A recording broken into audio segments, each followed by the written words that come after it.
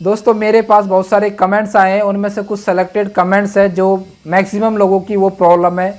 तो आज के इस वीडियो में हम बात करेंगे आपके कमेंट्स बॉक्स के ऊपर कि आपके क्या क्या कमेंट है, उन कमेंट का क्या क्या सॉल्यूशन है। नमस्कार दोस्तों, मैं हूं रवि और स्वागत है आपका हमारे यूट्यूब चैनल जॉरवाल टेक पर। दोस्तों हमारे 80% व्यूअर ऐसे जो हमारी वीडियोस तो देखते हैं लेकिन उन्होंने अभी तक चैनल को सब्सक्राइब नहीं किया है। प्लीज़ यार चैनल को भी सब्सक्राइब कर लीजिए, इससे हमें मोटिवेशन मिलता है। तो दोस्तों चलिए शुरू करते हैं कि आपके कमेंट्स का क्या क्या जवाब है।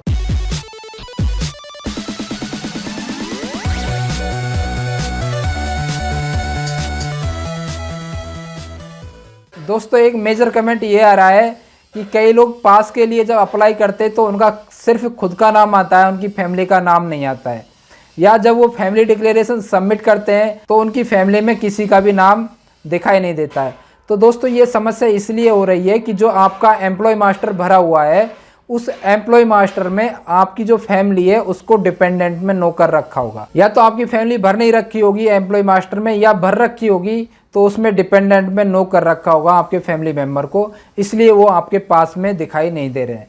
तो आप सबसे पहले अपने एम्प्लॉय मास्टर को देखिए, अपने ESS मॉड्यूल पे जाके और फैमिली मेम्बर टैब को देखिए कि उसमें फैमिली मेम्बर डिपेंडेंट है या नहीं है। नहीं है तो आप उसको एडिट करके भेज सकते हैं, या अपने डीलिंग क्लर्क से जाके संपर्क करें और कहें कि भाई मेरी फैमिली को डिपेंडेंट बनाइए, फिर तब जाके आपको उस पर पास मिलेगा। फिर आप फैमिली डिक्लेरेशन सबमिट करिए और आपको अपनी फैमिली का पास मिल जाएगा। दूसरा कमेंट मेरे पास है कि कई लोगों के सिस्टम में DSC काम नहीं करता है, DSC का टोकन है वो HRMS में काम नहीं करता है।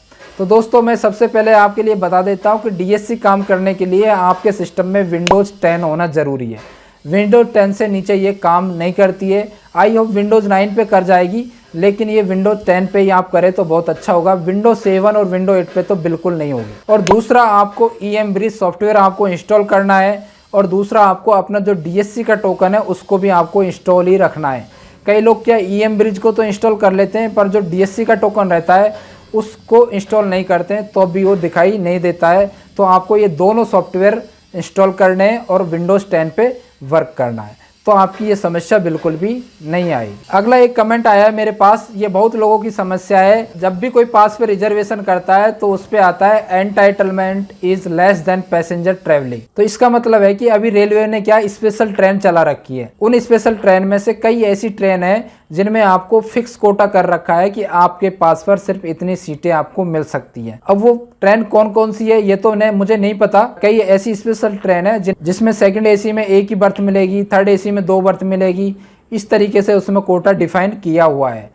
तो दोस्तों जब भी आपके सामने इस तरीके की प्रॉब्लम आती है तो आप समझ जाना कि आपको उस ट्रेन में सिर्फ 1 या 2 बर्थ ही अलाउ है। तो आप फिर किसी दूसरी ट्रेन में रिजर्वेशन करें या फिर लोअर श्रेणी में आप रिजर्वेशन कर लें। ठीक है दोस्तों, आई होप आपका ये डाउट भी क्लियर हो गया होगा। और एक कमेंट मेरे पास ये बहुत ज़्यादा आ रहा है कि सर हाफ सेट और फुल सेट क्या है। दोस्तों ये आपको भली भांति पता होना चाहिए कि हाफ सेट और फुल सेट पास क्या होता है। अगर नहीं पता है तो मैं आपको बता देता हूँ कि हाफ सेट का मतलब है आपका एक साइड का पास, यानी कि आप मान लीजिए इलाहाबाद से जयपुर जा रहे हैं तो आपका इलाहाबाद से जयपुर तक का पास है वो हाफ साइड पास कहलाएगा। आप सिर्फ एक पास लेंगे इलाहाबाद से जयपुर के लिए तो वो आपका हाफ सेट है। अगर मान लीजिए आप इलाहाबाद से जयपुर जाना चाहते हैं और वहाँ से वापस आना चाहते हैं तो आप क्या करेंगे, एक पास लेंगे जिसमें आप इलाहाबाद से जयपुर का डाल लेंगे और डालने के बाद फिर से वापस उसी पास में जयपुर से इलाहाबाद की रिटर्न जर्नी भी आप डालते हैं, तो वो होता है फुल सेट पास। यानी कि हाफ सेट होता है जाने का और फुल सेट होता है आने जाने का एक ही पास में। तो आई होप दोस्तों ये भी डाउट आपका क्लियर हो गया होगा। अगला कमेंट बहुत मेजर है और ये समस्या सभी लोगों को आ रही है। आई होप मुझे भी ये समस्या आ रही है, लेकिन इसका अभी तक कोई भी सॉल्यूशन नहीं हो पाया है कि PTO पर कनेक्टिंग ट्रेन में कैसे रिजर्वेशन करें। दोस्तों ये आपके लिए एक शॉकिंग खबर है कि जब से PTO ऑनलाइन हुआ है उसके बाद से आप PTO के ऊपर कनेक्टिंग ट्रेन में रिजर्वेशन नहीं करा सकते, ना ही आप उस PTO की डेट एक्सटेंड कर सकते हैं। पहले क्या आप PTO की डेट एक्सटेंड कर लेते थे या फिर आप कनेक्टिंग ट्रेन में रिजर्वेशन भी करा लेते थे।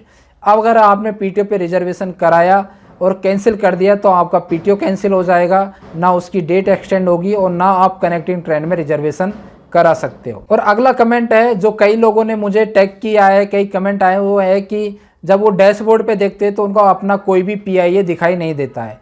दोस्तों अगर आपके सामने ये प्रॉब्लम आ रही है, आपका कोई भी PIA शो नहीं कर रहा है, तो इसका मतलब है कि आपके प्रशासन ने या आपकी रेलवे ने अभी तक आपको ई पास के लिए असाइन नहीं किया है किसी भी PIA को। जब तक वो किसी PIA को आपको असाइन नहीं करेंगे तब तक आपको HRMS से पास नहीं मिल सकता। तो आप अपने डिपार्टमेंट में संपर्क करें और बताएं कि भाई मुझे पास के लिए अलाउ करिए, किसी को असाइन करिए, किसी PIA को असाइन करिए। और हाँ, एक कमेंट ये भी आ रहा था कि हम PIA कैसे चेंज करें। तो PIA आप खुद से चेंज नहीं कर सकते, ये आपके प्रशासन का काम होता है कि वो किसको PIA बनाए और किसको नहीं बनाए।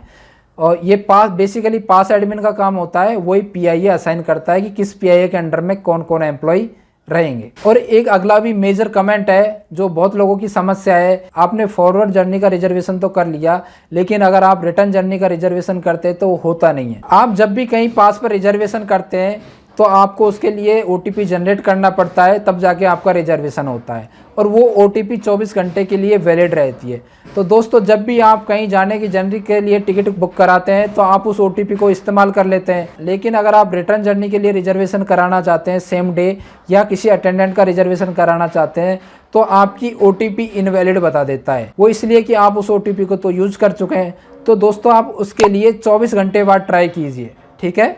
आप 24 घंटे बाद ट्राई कीजिए, तब आपके पास एक नया OTP आएगा और उस OTP से आप रिटर्न जर्नी भी बुक कर सकते हैं और आपको अटेंडेंट का रिजर्वेशन करना है तो वो भी आप बुक कर सकते हैं। तो दोस्तों ये भी जानकारी आपको समझ में आ गई होगी। तो दोस्तों ये भी डाउट आपका क्लियर हो गया होगा। और अगला एक कमेंट मेरे पास बहुत आ रहा है कि आपने कोई ई पास बनवाया और आपने उसमें ब्रेक जर्नी गलत डाल दिए तो उसको कैसे एडिट करें, या आपका पास गलत हो गया तो उसे कैसे कैंसिल करें, उसमें कैसे कुछ एडिट करें। तो दोस्तों अभी HRMS में पास को एडिट करने का कोई प्रावधान नहीं है। अगर आपका पास बन गया है उसे कैंसिल करने के लिए आप रिक्वेस्ट डाल सकते हैं, लेकिन ये आपके PIA के ऊपर डिपेंड होता है कि वो आपके पास को कैंसिल करे या नहीं करे। बेसिकली इसके लिए प्रशासनिक रीज़न मांगे जाते हैं, लेकिन फिर भी ये आपके PIA के ऊपर डिपेंड होता है कि वो आपके पास को कैंसिल करे या नहीं करे। तो दोस्तों आप कोशिश करिए कि जो भी आप पास या PTO निकलवाएं उसमें ब्रेक जर्नी सही भरें और उसमें जो भी जहाँ से जहाँ तक का लेना वो एकदम से करेक्ट होना चाहिए। फैमिली मेम्बर अगर आप उसमें सबमिट नहीं कर रहे हैं तो बाद में ऐड नहीं हो सकता। तो कोशिश करें कि पहले से ही आप अपना फैमिली डिक्लेरेशन दे के रखें, चेक कर लें कि आपकी फैमिली उसमें है या नहीं है। तो आई होप दोस्तों आपके बहुत सारे डाउट थे जो मैंने क्लियर कर दिए। आगे भी मैं आपको संडे कमेंट बॉक्स के ऊपर इस तरीके के आपके कमेंट्स का जवाब देता रहूँगा, जिससे आपको अपने कई डाउट क्लियर हो जाएंगे। तो दोस्तों आज के लिए बस इतना ही, मिलते हैं नेक्स्ट वीडियो में। बहुत बहुत धन्यवाद।